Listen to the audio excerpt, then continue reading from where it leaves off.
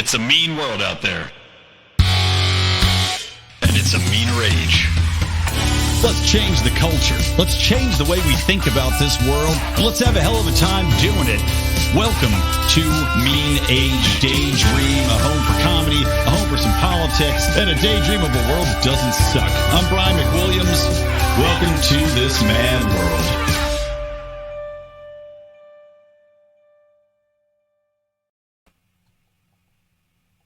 Turn the lights on, please. Hey. I saw the whole thing. I know, it was annoying you. You were bummed out because he was filming the whole time.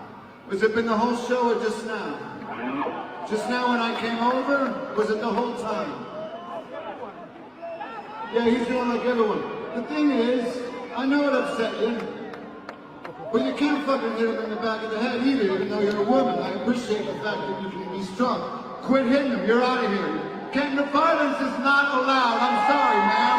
There's no violence allowed. No violence allowed on this show either, damn it. Welcome to Mean Age Daydream, everybody. I am Brian McWilliams.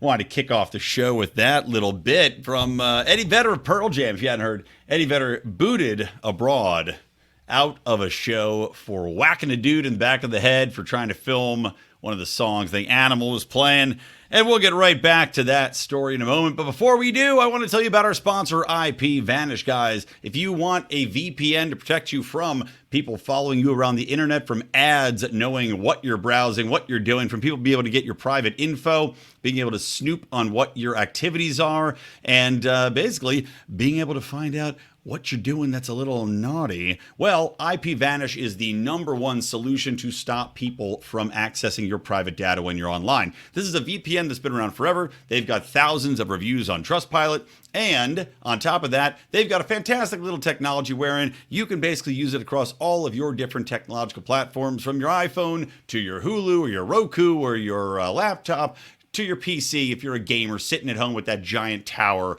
that is so ridiculous. So go to ipvanish.com/lions, and you can get 70% off a year-long subscription. Works out to about $3.20 a month. Can't beat that to keep yourself privacy and stop people from following you around the web. Again, ipvanish.com/lions. I know I do not go online without it, and neither should you. Again, promo code LIONS. All right, getting back into it, guys. So yeah, welcome to the show. I wanted to start off with this Pearl Jam ditty because I'm getting more inclined, as you know, with the show. I want to broaden the horizons a little bit, talk a little bit more about what's going on in the entertainment and the culture. And I found this exercise fascinating, right?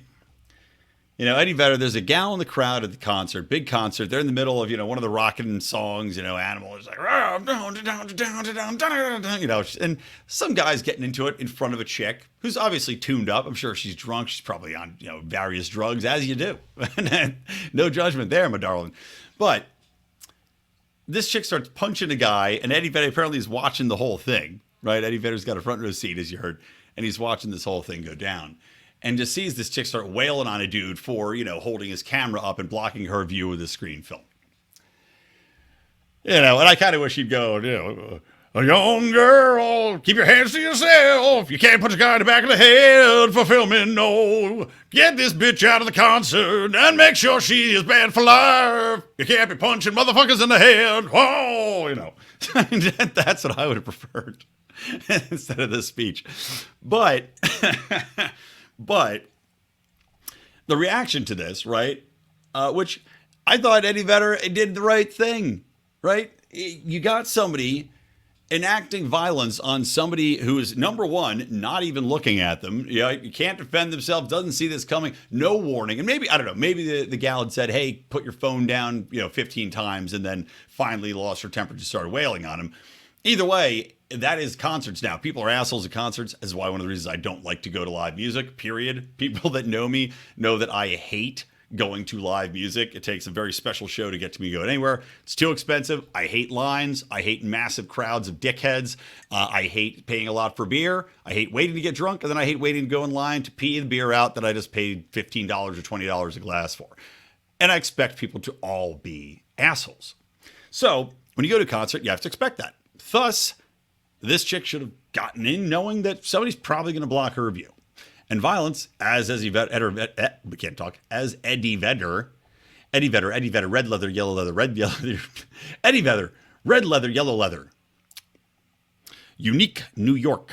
The arsonist had oddly shaped feet. Anyway, as Eddie Vedder lays out, violence ain't the answer and it's unacceptable. Right? Period. And the response to Eddie Vedder kicking this chick out of the concert, I've seen more people saying, Eddie Vedder, do you see Eddie Vedder kicked some girl out of his concert? Like, as though it's picking on a poor little lady, right? Like a little girl that was selling Girl Scout cookies. And I've seen it, I've heard it on podcasts, I've heard people talking about it in this regard, as though somehow Eddie Vedder kicking this chick out was forwarding the patriarchal environment we have. It's default. He kicked her out. Why did you kick? What? She's just a chick. How do you just kick a chick out? Well, I'm sorry. Equality's equality, man. You can't attack people for no reason. Even if you have a reason, you can't simply attack people in the middle of a crowded venue. And Eddie Vedder, as the guy that is running that band for all intents and purposes, the guy that is in charge of that event, is taking personal responsibility for what's going on there and saying, get her the hell out of here. I applaud it. I think it's great.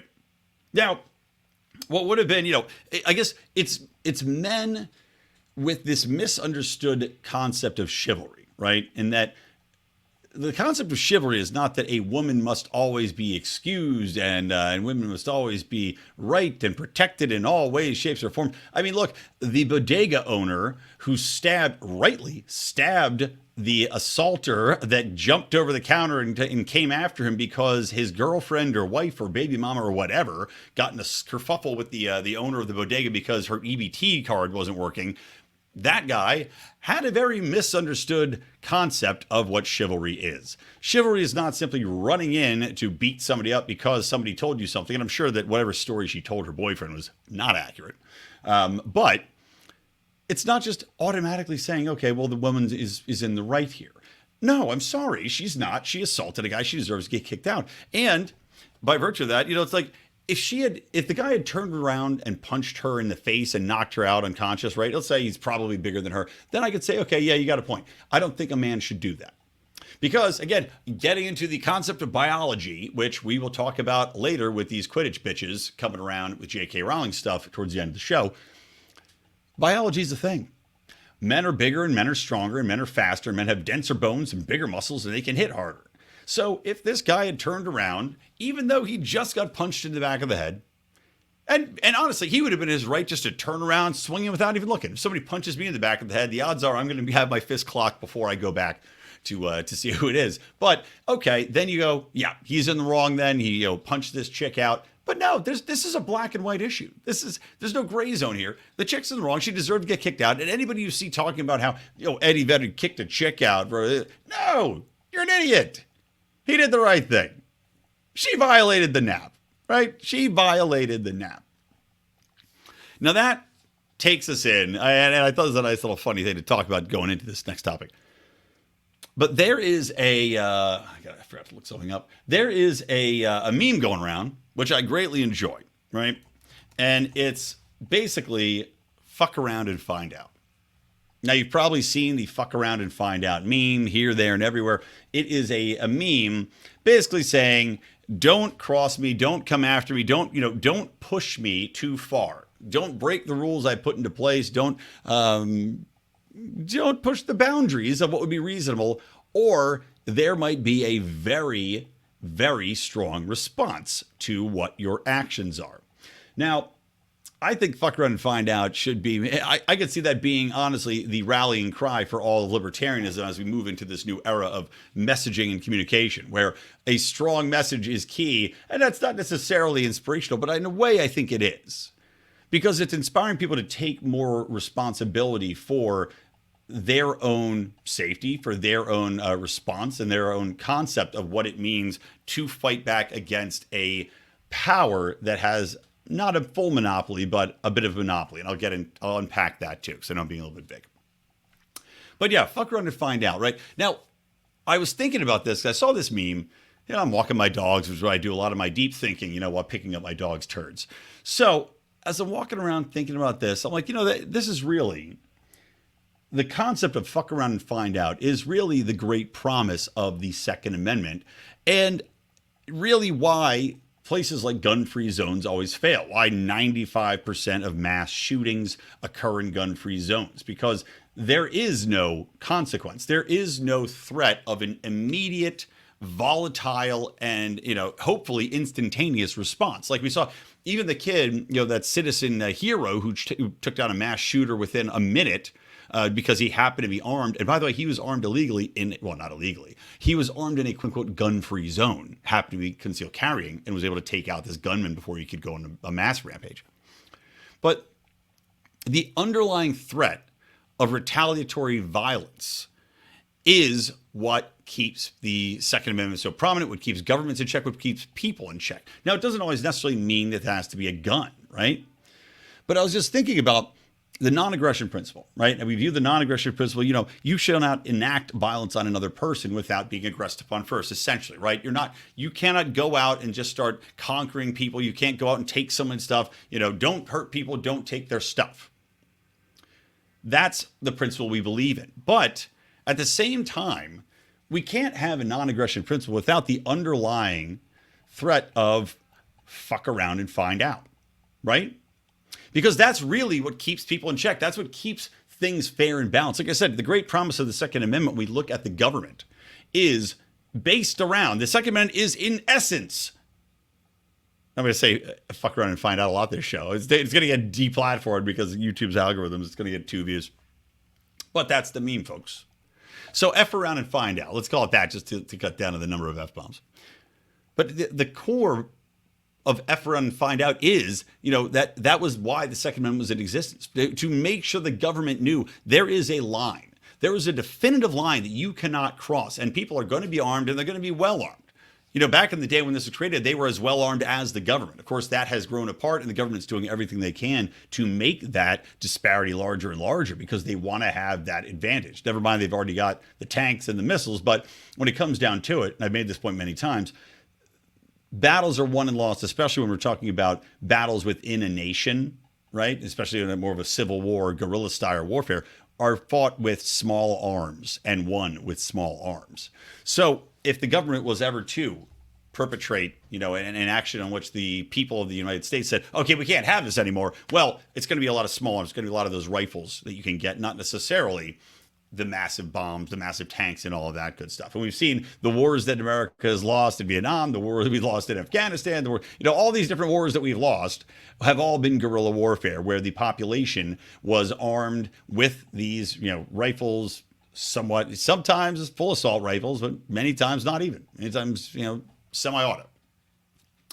Point being, the promise of the Second Amendment is the underlying threat of fuck around and find out, and you're going to see what comes to bear. You're going to see what comes back at you, that threat of violence, the threat of comeuppance for the ruling class, comeuppance for the police state that's put into position, and making sure that that couldn't happen. And like I was saying, I think that there's always going to be, when we talk about the non-aggression principle, we have to remember that this isn't just a philosophy for being a massive, tree-hugging, everybody kumbaya, my lord, let's skip in a circle thing. And I don't think that that's a healthy way for us to position ourselves as libertarians. People want strength. Look, people gravitate towards strong leaders. People gravitate towards a strong position of safety, of security. When we talk about things like the police state and how we have to rein it in, we have to rein in our police department to make sure that they're not just institutions that are held. Now, these have to be held accountable. We can swap them in and out, right? But on the same note, we also talk about how people have to accept their own personal responsibility for their safety, for the safety of their families. And I think that when we talk about the non-aggression principle, that has to be put in there. That yes, we have a principle of non-aggression. We have a principle of not initiating a violent act on somebody without an appropriate level of aggression or menace or threat that's coming at us. I mean, one of the big questions is always, when do you shoot? Do you have the right to shoot first? If somebody is coming around your house, right, and threatening your family, and they come on your property, even though they haven't pulled a gun and they haven't shot at you yet, they haven't done anything, do you have the right to shoot that person? Now, for me, yeah, you do. If somebody's threatening my kids and I see them on my property, if I see them coming close to my property, I'm going to give them a warning to stop. And if they don't, I'm going to kill that person because the safety of my family is paramount. Now, I also get into a little bit, of course, the proportionality of violence, right? When it cannot just be a blanket, you fuck around and find out and it always means death. That's not what the promise is. But when we talk about non-aggression principle, the thing that keeps people in check more often than not is the underlying threat of harm, of physical harm. And when we talk about the threat from the government, right, the reason that monopolies on violence is so dangerous is because the government also, more or less, tries to use the non-aggression principle in a fashion, right? They tell us it's the government by the people for the people, right? It's your representatives. The government works for you, right? We're all here. You elect us, and we have your back. And don't worry, as long as you stay in line and do everything we're going to tell you. Which, of course, this is aggression in its own right. But I'm saying this is their version of it. As long as you pay your taxes and you comply with all the orders we give you, and you comply with the police, and you comply with the military draft, if that ever comes back, well, then don't worry. We won't aggress on you any more than we already have. But the underlying threat is that monopoly on violence, that they can send to the police to your house, that they can raid you, that they can take your children away from you if you're acting a little bit too crazy by their definition. And don't forget that, yes, when it comes to CPS, they're going to depend a lot on their definition of the safety in the household. So if you're somebody that stockpiles weapons, right, and is anti-government rhetoric online, they could very well try to take your kids away because they feel it's an unfit household and you're exhibiting forms of psychosis. Again, this is why red flag laws are so dangerous, not only for gun ownership, but for keeping your kids, keeping your livelihood. But it's that underlying threat of violence. It's the underlying threat of harm. Putting you in a prison is harm. It's psychological harm. It's physical harm. You don't know what's going to happen. It's a threat. And half the threat of going to prison is the threat of violence. I don't think that's accidental. That is on purpose. There's a reason why you always see the same trope of policemen, or what do they call them, correctional officers, allowing the fight to go on a little bit too long, right? Or having certain prisoners that can get away with stabbing people and this, that. Yeah, it's the underlying threat. That's how these things, we know the level of corruption in prisons. We know that this exists. We know how the power structures operate. And we know that the underlying threat of violence is always there. So when we talk about the non-aggression principle, I think we have to acknowledge that this is not a kumbaya, everybody skip in a circle, whoever finishes SD the biscuit. That's an inside joke that hopefully nobody will get because I probably shouldn't have said it. But that there has to be a communication that, yes, we believe in non-aggression. We believe in peacefully working out our issues. We believe in a peaceful foreign policy and a peaceful domestic policy. We believe in peaceful interactions and resolutions to problems between friends and neighbors and corporations and private individuals and whatever else it might be. We believe in having courts and arbitration and all of that good stuff that keeps violence at bay. But if you violate that non-aggression principle, if you come at me or my family, if you come at me or something that I hold dear, well, fuck around and find out. That needs to be a core of what we're talking about. Because I said, you need to have some strength. It has to have teeth behind this. Otherwise, it means nothing. Otherwise, it's just happy words. So anyway, I was just thinking about that.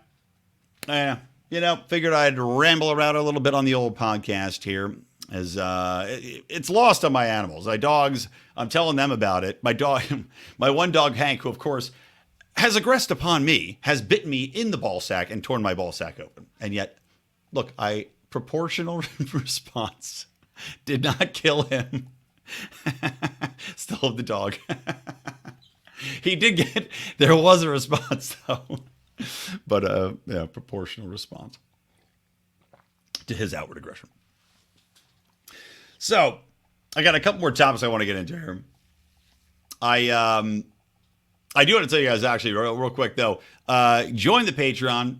I would love it if you could get on in there, or our locals. Thank you to the people that have just joined up as well. Mikey Pickens, welcome back aboard, buddy. Good to see you joining us at a very high level, which is enjoyable. So excited to see what he wants to do with his patronage. But Guys, you can go and join us at patreon.com/Lions of Liberty or lionsofliberty.locals.com. Now, hop on in. We've got a lot of different tiers, a lot of different offerings, a lot of good times. And, of course, you get my morning rants, Good Morning Fuckhead. Those are coming out every day, except today. Actually, didn't get a chance today because I had a very busy morning. But typically, every morning, I am picking a topic and I'm ranting at you about it. We're going to get back in with some extra content as we roll into, I think, some new content. I've got some ideas for some shows that are going to roll out there. So I'll keep that under my hat for now. But, of course, also I've got Do Nothing Man. I've got my, if you're watching the video, I've got my 7 pages deep of Do Nothing Man here of the latest episode, which is titled, how did I title it? Do Nothing Man versus the Military-Industrial Complex. Come with a CUM, and you'll find out why that is. So that's our next episode of Do Nothing Man. I'm going to be finishing that up. Should be this weekend.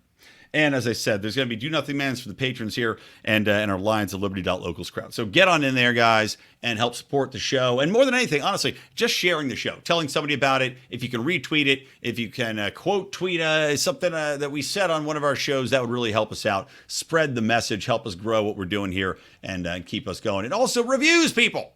Please, the reviews. I know I've said this 4 times, I will have a bonus show for Mean Age Daydream solo feed this week. So please go support the show that way. Go join there and give me a review on that if you would. Be so kind. Got a fucking bug flying around my head. I want to smash them. That's proportionate violence. All flies must die. No non-aggression principle in existence for flies. Okay. So I saw today, interesting little wrinkle. Now, we all know that Disney, right, has had a kerfuffle, a little, what do you call it, a teet-a-teet with DeSantis, the governor of Florida and possible presidential candidate. Disney, I would say, definitively has lost that battle. Now, Disney, of course, will not acknowledge it outwardly as such. They said that they stand committed to indoctrinating children with messaging about LGBTQ+, etc. in programming. I saw there was something in a Baymax episode about, a man buying tampons because it was his brand, that kind of stuff. Now, they have committed to this outwardly, but we're seeing the proof in the pudding, right? And that people have canceled Disney Plus subscriptions. People have stopped going to see movies. But the last Buzz Lightyear was an absolute and total bomb theatrically for a reason. Now, a gay kiss, which is what they put back in, right? Because they'd taken it out of the original Buzz Lightyear. They put it back in. A gay kiss to me is not a big deal. I don't really have an issue with it as long as it's, as long as it's not shoved in my throat in a way that's so, like obnoxious. But that's the problem, guys, is that the way in which Disney went about this, making a big thing about it, grandstanding about, taking all the pronouns out of the princesses at the Disney parks and all this shit and going after DeSantis and going after Florida and all this, threats, which of course they threatened to, I guess, pull operations out of Florida. And then Florida went, well, we're going to take away all your special permissions that you get to run this massive theme park and basically run it as its own city. And they were like, that was a whoopsie. That was a whoopsie. But point being, they put this gay kiss back into Buzz Lightyear, and that was the problem for most people, is that now it's no longer an organic addition to a show, right? And I think that that's the way things typically should be, whether it's race, whether it's sex, whether it's, gay couples and, whatever it might be. If it's an organic part of a story, even people that are pretty much against that lifestyle, they're going to go, all right, fine, whatever, right? The rest of us are just going to view it as life because that's life. I know plenty of gay people. I know plenty of people all over the place. I don't really give a damn about it unless it's shoved down my throat. Like I was saying, like that show Evil that I talked about a couple episodes ago. So Disney's lost that battle. They're losing revenues. Their park attendance is down. Everything that they do now is under a microscope. So it recently came to light just today when I'm recording this. I'm recording it on Tuesday.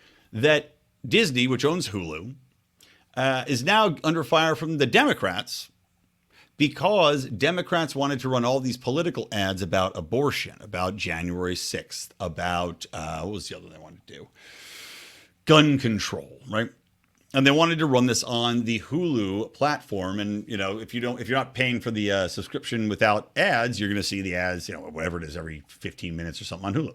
So Hulu said, nah, we're not going to run those. That pissed the Democrats off. Now, the question is, of course, like with everything, is this a PETA style?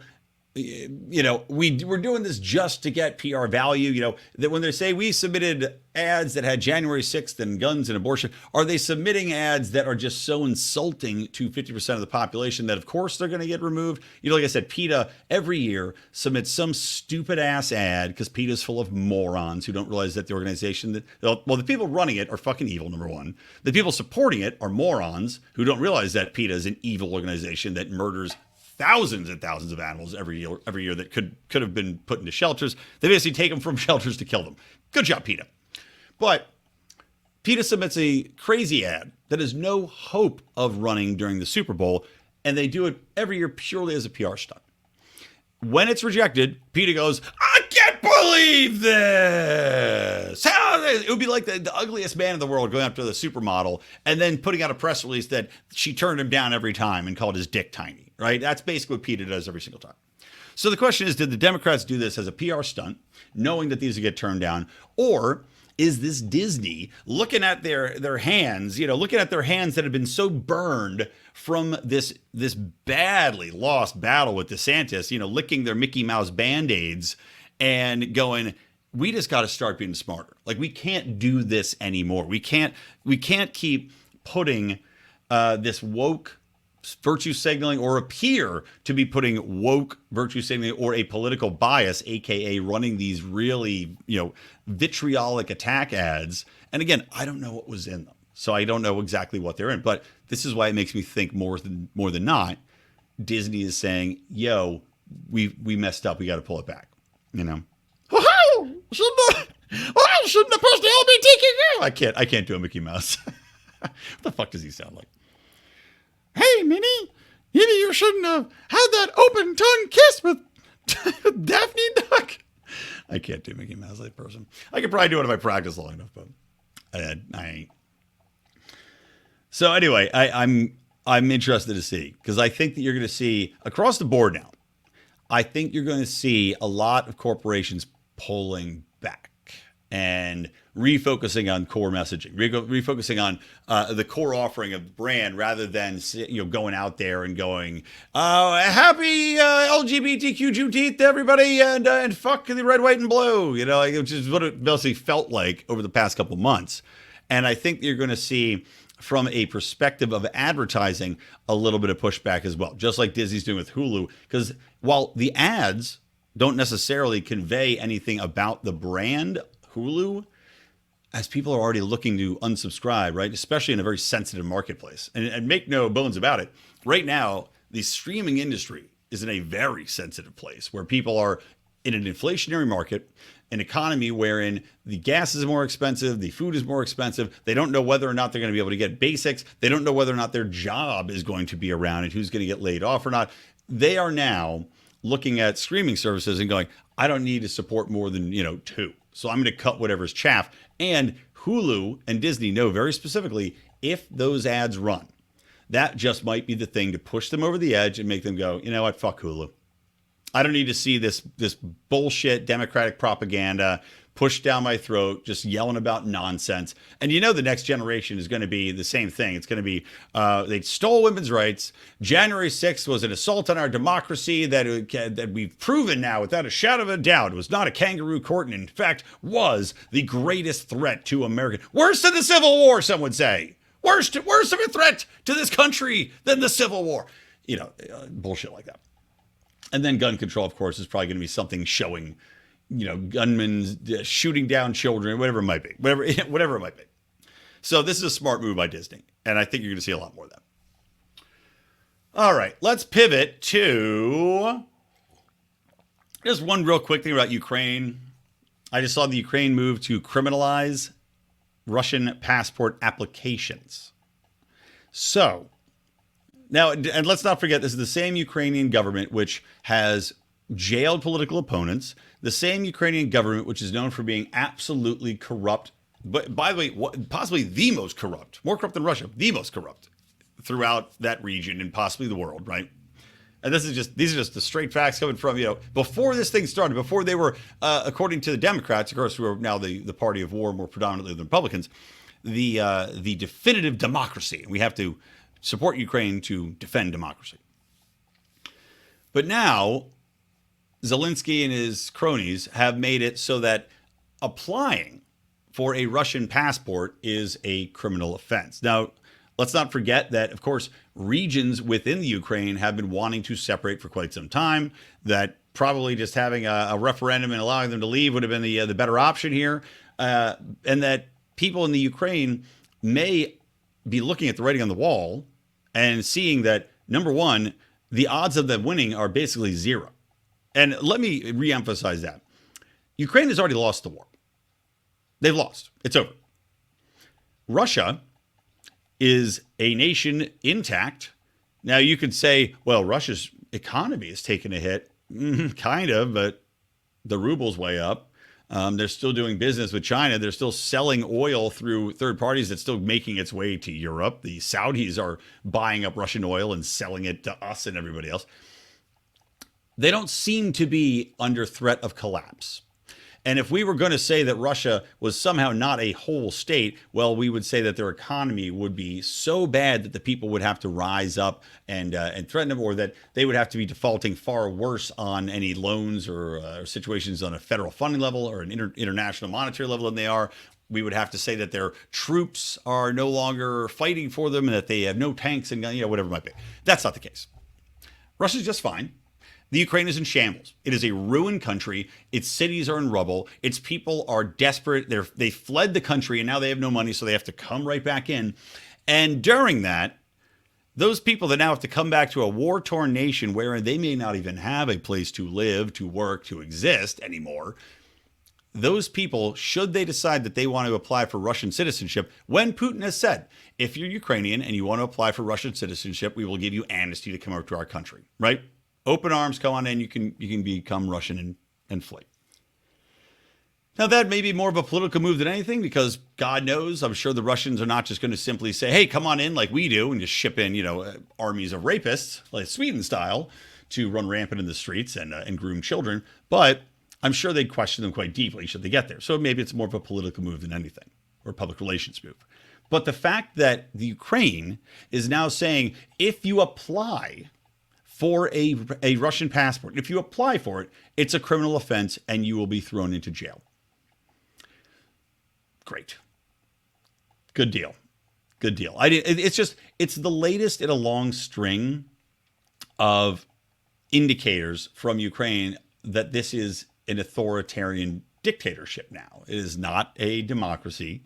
It is operating in a similar fashion to China, right? And China is not giving out passports to any of its citizens to travel. China's got their social credit system. Is this not, in essence, another broader social credit system to judge whether or not you're a true citizen and should be allowed to leave the country, allowed to repatriate to another nation? A lot of these people have Russian ancestry. A lot of them are Russian by blood. A lot of these people still identify as Russian, and Ukraine has criminalized trying to repatriate yourself or declare that heritage.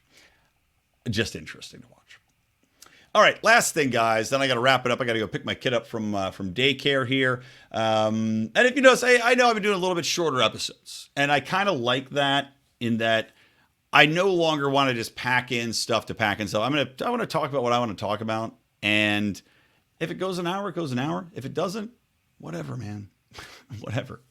I'll try to do a little bit more, maybe. Like I said, I'm going to try to do a little bit more long-form stuff, and I think next episode I may bring a guest on. I may just go off on a topic or two that I've been kind of thinking about for a while. But regardless, they'll still be 45 minutes to an hour usually. Okay, last thing. J.K. Rowling.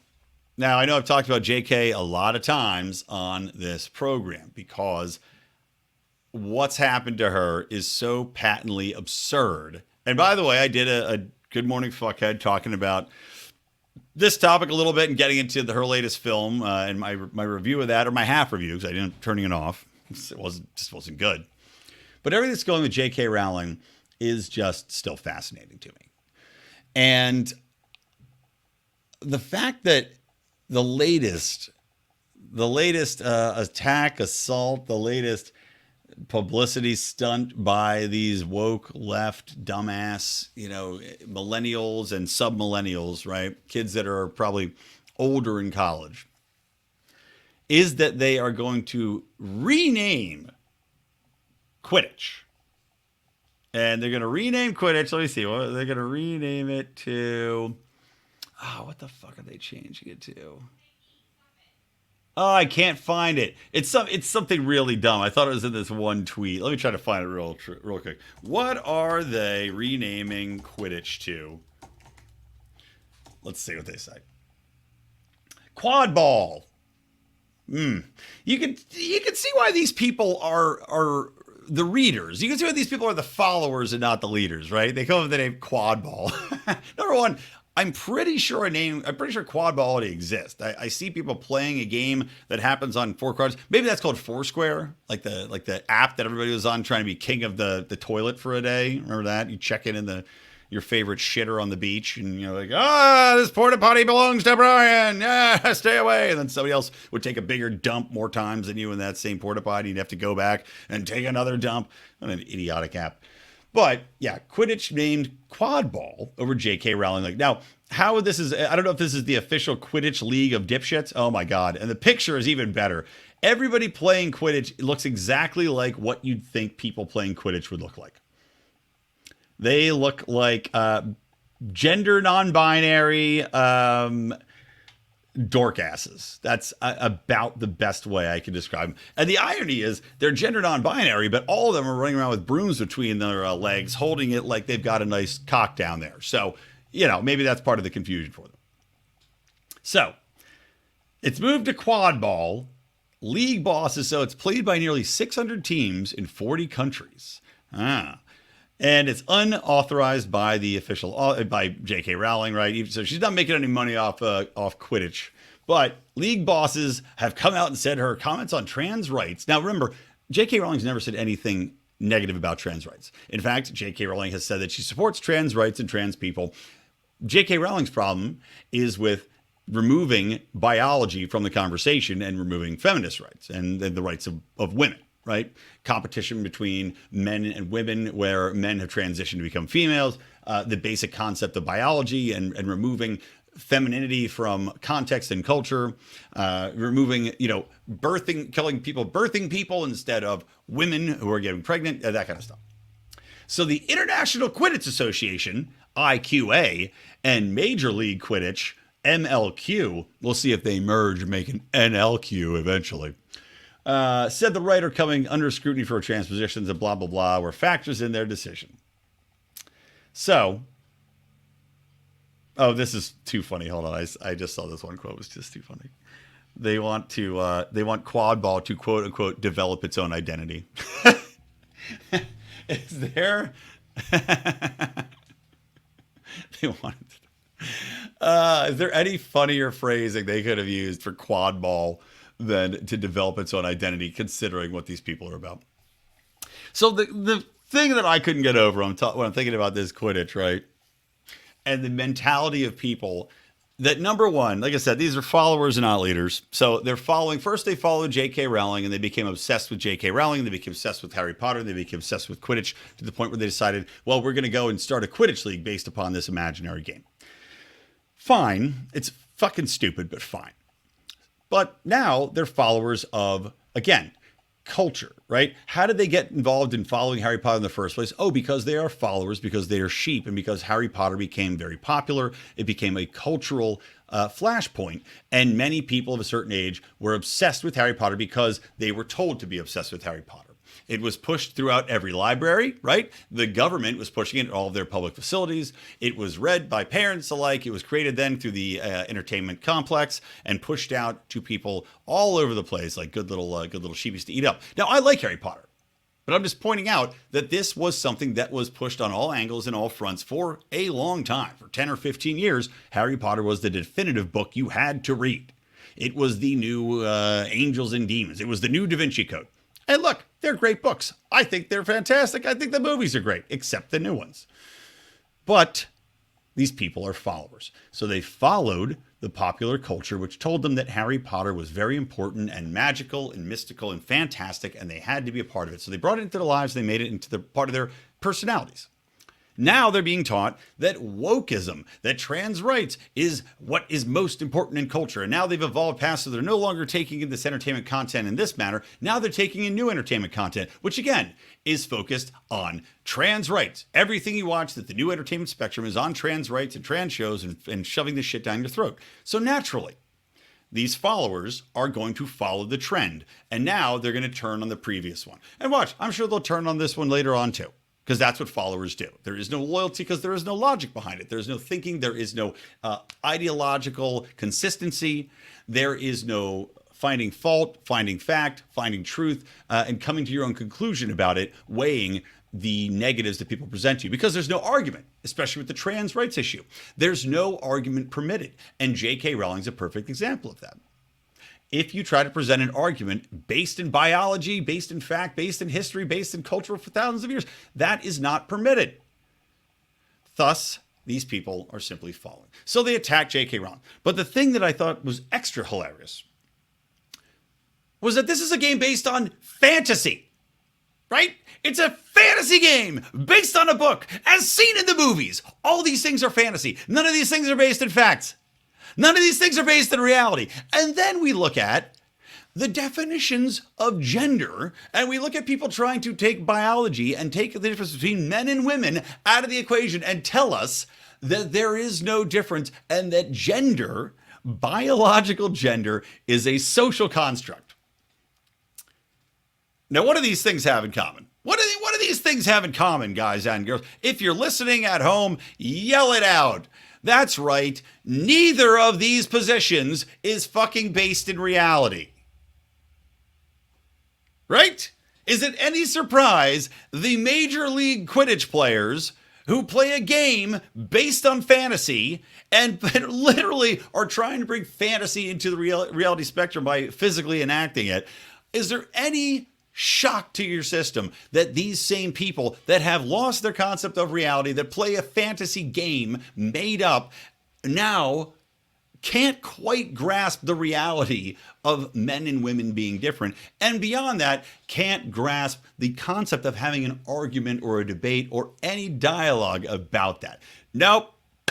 We're going to rename all the genders. We're going to have 75 of them. We're going to rename Quidditch to quad ball. Doesn't matter, guys. Fantasy, reality, dreams, whatever they might be. It's a Technicolor dream coat, and we're all just going to put it over our heads and run around, bump into each other, and then, I don't know, get high on mushrooms and fuck. I'm for the last thing, but I'm against everything before that. All right, that's going to wrap it up. That's our episode this week, guys. Thanks for listening to Mean Age Daydream. Again, if you can, please subscribe to the Lions of Liberty Network. Get all three of our shows on there. Of course, Mark on Mondays. You got John on Thursdays and me every Wednesday with Mean Age Daydream. And don't forget, we've got separate feeds, too, for those. So each one has its own moniker. If you don't like the individual, or if you don't like the network effect, go and subscribe to the individual feeds. Hey, go do both. Subscribe to the network, subscribe to Mean Age Daydream. Like I said, I will be putting out a bonus episode this week. I promise you that. Scout's honor, cross my heart, hope to die, stick a Quidditch in my eye, Quidditch bitches. So that's about it. From me, Brian McWilliams, from the Lions of Liberty Network, and Mean Age Daydream. Keep those electric eyes on me, babe, and keep that ray gun to my head.